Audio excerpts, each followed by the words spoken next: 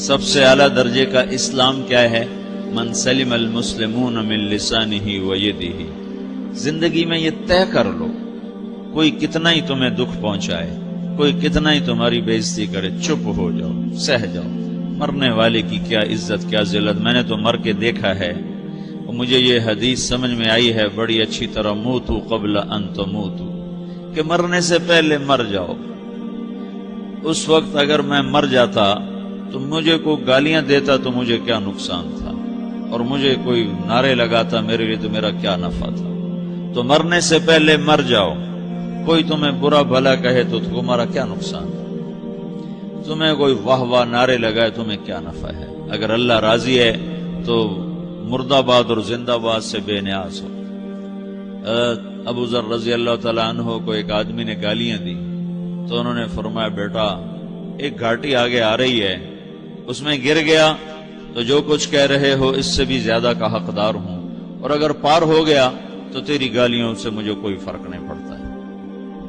من سلم المسلمون من لسانہ و یدہ موتوا قبل ان تموتوا۔ چونکہ آج کل اخلاق ہیں انتقامی، معاف کرنے والے اخلاق ہیں نہیں، انتقامی اخلاق ہیں۔ ہمارا معاشرہ انتقامی ہے، اچھا کرو گے تو ہم اچھا کریں گے، برا کرو گے تو ہم برا کریں گے، جیسا کہو گے ویسا ہم سے سنو گے۔ یہ ہمارا ماحول ہے، یہ ہمارا۔ ایک ماں کہہ رہی تھی دوسری ماں کو، میرے پترا کدی کسی نے واسطے سلام نہیں کیتا، بڑے فخر سے کہہ رہی ہے، ہمارے اپنے گاؤں کی بات، میرے پترا کدی نہیں کسی نے واسطے سلام کیتا، مائی جڑا کرے انہوں کریں دیں، جڑا نہ کرے انہوں پوچھ دے ہی کوئی نہیں۔ یہ وہ فخر سے کہہ رہی، جو سب سے بڑا عیب ہے وہ سب سے بڑا فخر بنا ہو۔ میرے پترا کدی نہیں کسی نے واسطے سلام کیتا۔ جب ماں باپ نے یہ سبق دیا تو اولاد کا کیا قصور ہے؟ تو ہمارا معاشرہ انتقامی ہے، ایک کی 10 سنانے کا ماحول ہے، تو آپ 100 کی ایک بھی نہ سناؤ۔ احنف بن قیس رضی اللہ تعالیٰ عنہ پہ ایک آدمی نے چڑھائی کر کہنے لگا ایک سناؤ گے نا تو 10 سنو گے میری طرف سے۔ تو احنف بن قیس کہنے لگے بھائی تو مجھے 100 بھی سنائے گا نا تو میری طرف سے ایک بھی تو نہیں سنے گا۔ ایک آدمی ان کی بڑی بےزتی کر رہا تھا اور وہ چل رہے تھے اور وہ 100 گالیاں بک رہا ہے۔ جب آ گیا نا قریب شہر تو کہنے لگے دیکھ اب میرا قبیلہ یہاں رہتا ہے، اگر کسی نے سن لیا نا تو تیری بڑی دھلائی کر دے گا، تو نے جو مجھے گالیاں دینی میں کھڑا ہوں یہیں تو دے لے، تو اپنا سارا زور پورا کر لے تاکہ آگے تجھے کوئی تکلیف نہ پہنچا دے میری وجہ سے۔ تو وہ پاؤں پہ گر کے معافی مانگنے لگا کہ واقعی تو بڑے حلم والا ہے۔ وہ مشہور تھے اپنے حلم میں، بردباری، اور لوگ ان کا امتحان لینے آیا کرتے تھے کہ بھئی کوئی ہے جو احنف کو غصہ دلا دے، تو لوگ ناکام ہو جاتے تھے، ان کو غصہ نہیں آتا۔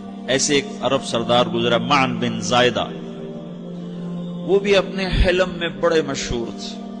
ایک دفعہ لوگوں میں شرط لگ گئی کہ کوئی ہے معن بن زائدہ کو غصہ دلائے تو ہم اس کو انعام دیں گے۔ تو ایک شاعر نے کہا میں غصہ دلاتا ہوں، تم دیکھنا ایسے سیخ پا ہو جائے گا جیسے جانور۔ تو وہ چلا گیا اس کی مجلس میں، دربار لگا، عرب سردار تھا بہت بڑا، دربار لگا ہوا، تو کہتا السلام علیکم، وعلیکم السلام۔ تو معن بن زائدہ پر ایک دور بڑے فقر کا گزرا تھا، پھر اللہ نے اس کو بہت بڑی سرداری دی، بنو عباس کا بہت بڑا یہ وزیر گورنر تھا۔ تو کہتا اتذکر اذ لحافک جلد شاۃ واذ نعلاک من جلد البعیر، کیوں بھائی تجھے یاد ہے جب تیرا بستر بکری کی کھال تھا اور تیرے جوتے اونٹ کی کھال کے تھے؟ تو کہنے لگا کیوں نہیں یاد، بھلا کوئی ماضی بھی بھولتا ہے؟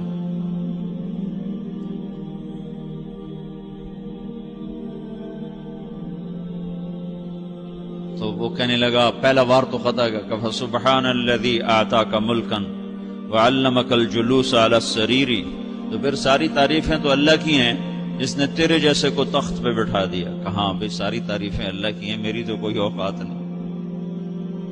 تو کہنے لگا سأرحل عن دیار انت فیہا وان جار الزمان علی الفقیر، جہاں تیرے جیسا حکمران ہو وہاں مجھے رہنا گوارا ہی نہیں ہے، میں یہاں سے چھوڑ کے نکل جاؤں گا چاہے کتنی تکلیف اٹھاؤں۔ بڑے دربار میں یہ ایک گورنر اور وزیر سے بات ہو رہی ہے، تو وہ کہتا ہے اچھا بھائی اگر تو ہمارے پاس رہے گا تو ہم تیرا اکرام کریں گے، اور اگر تو جانا چاہتا ہے تو پھر رافقت کا سلام، تو وہ یہ بار بھی خالی گیا تو پھر کہنے لگا فجد لی یبن ناقصۃ بمال،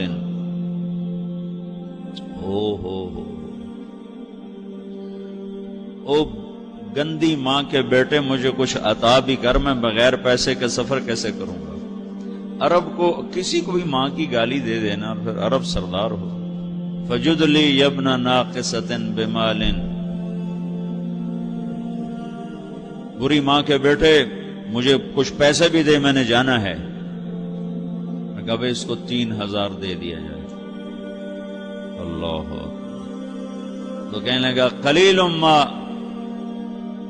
آتیتنی وانی لأطمع منک فی الکثیر، یہ تو بہت تھوڑا تو نے دیا ہے، مجھے اور دے۔ کہا اچھا بھائی 3000 اور دے دو۔ تو وہ شاعر کی بھی آنکھیں پھٹ گئیں، کہنے لگا اب ٹھہر جا ٹھہر جا، اب میں تیری اصل تجھے بتاتا ہوں۔ سألت اللہ ان یبقیک ذخرا فما لک فی البریۃ من نذیر، میں اللہ سے دعا کرتا ہوں اللہ تیرے جیسوں کو سلامت رکھے، تیرے جیسا دنیا میں کسی ماں نے جنا ہی کوئی نہیں۔ فمنک الجود والافضال حقا وفضل یدیک کالبحر الغزیر، تو ہی سخی ہے، تو ہی کریم ہے، اور سمندر بھی تیری سخاوت کے آگے کچھ نہیں ہے۔ تو نے کہا اچھا بھائی تو نے ہماری برائی کی، ہم نے تمہیں 6000 دیے، اب تو نے ہماری تعریف کی، اب 10,000 اور دے دو اس کو۔ باتیں ہی رہ گئیں، باتیں ہی رہ گئیں۔ کہاں سے لائیں ایسے لوگ؟ ہمارا معاشرہ انتقامی ہے، بدلہ لینے کا ہے، بدلہ لینے کا۔ تو میرے ساتھ کیا میں نے بھی کرنا ہے۔ تو اعلیٰ درجے کا اسلام یہ سکھا رہا نہیں چپ ہو جاؤ، سلامت بن جاؤ، سلامتی بن جاؤ، سلامتی کی علامت بن جاؤ۔ من سلم المسلمون من لسانہ ویدہ۔ اب وہ سوال کرتا ہے یا رسول اللہ ای الایمان افضل، سب سے اعلیٰ درجے کا ایمان کیا ہے؟ اسلام کیا ہے؟ کلمہ، نماز، روزہ، حج، زکوٰۃ۔ اعلیٰ درجے کا اسلام کیا ہے؟ من سلم المسلمون من لسانہ ویدہ۔ یہ اخلاق کا ادنا درجہ ہے، ادنا درجہ ہے۔ ادنا درجے پر پہنچ کر آپ اسلام میں اعلیٰ درجے پر آ سکتے ہیں۔ وہ سوال کرتا ہے ایمان کیا ہے؟ تو آپ نے کہا اللہ پر، فرشتوں پر، کتابوں پر، رسولوں پر، موت کے بعد کی زندگی پر، تقدیر پر۔ اب ایک اور سائل سوال کرتا ہے ای الایمان افضل، سب سے اعلیٰ درجے کا ایمان کیا ہے؟ تو آپ نے فرمایا حسن الاخلاق، اچھے اخلاق سب سے اعلیٰ درجے کا ایمان ہے۔ جو آدمی اسلام میں، جو آدمی اخلاق میں، جو مرد عورت اخلاق میں ادنا درجے پر ہوتا ہے وہ اسلام میں اعلیٰ درجے پر پہنچتا ہے۔ اب اگر وہ اخلاق میں اعلیٰ درجے پر آ جائے تو اب یہ کہاں پہنچے گا؟ اب یہ کہاں پہنچے گا؟ میرا نبی کہہ رہا ہے سب سے اعلیٰ درجے کا ایمان ہے حسن اخلاق، حسن اخلاق۔ ابو ہریرہ نے پوچھا یا رسول اللہ وما حسن الاخلاق، یہ بھی ایک اور حدیث ہے، یا رسول اللہ حسن اخلاق کیا چیز ہے؟ تو آپ نے 3 چیزیں فرمائی، تصل من قطعک وتعطی من حرمک وتعفو عمن ظلمک، جو تم سے توڑے نہ تم اس سے جوڑو، نہیں کرتا سلام نہ کریں، کوئی ہم چھوٹے باپ کے ہیں، ہم تو کبھی بھی نہ کریں، ہم تو کبھی بھی نہ منہ تھوکیں بھی نہیں، ہم تو میرا نبی کہہ رہا ہے جو توڑے تم اس سے جوڑو، جو محروم کرے اسے عطا کرو، جو زیادتی کرے اس سے درگزر کرو۔ یہ 3 کام جو عورت مرد کر لے گا یہ اخلاق کے اعلیٰ درجے میں ہے۔ جب یہ اخلاق کے اعلیٰ درجے پر پہنچتا ہے تو پھر میرا نبی کیا بشارت دیتا ہے؟ ادنا درجے پر پہنچ کر تو اعلیٰ مسلمان کی بشارت ہے، اور اخلاق میں اعلیٰ درجے پر پہنچ کر میرا نبی کہتا ہے کاد الحلیم ان یکون نبیا، اعلیٰ اخلاق والا بس نبی بنتے بنتے رہ جاتا ہے۔ اعلیٰ اخلاق والا ایسے ہے جیسے کہ نبی، قریب ہے کہ وہ نبی بن جائے، یہ تو ہے نا ترجمہ، لیکن ہم ہمارے اردو میں کہتے ہیں وہ نبی بنتے بنتے بنتے رہ گیا۔ کیا مطلب؟ کہ اس میں اور نبی میں صرف نبوت کا فرق رہ جاتا ہے، باقی وہ سب کچھ حاصل کر لیتا ہے۔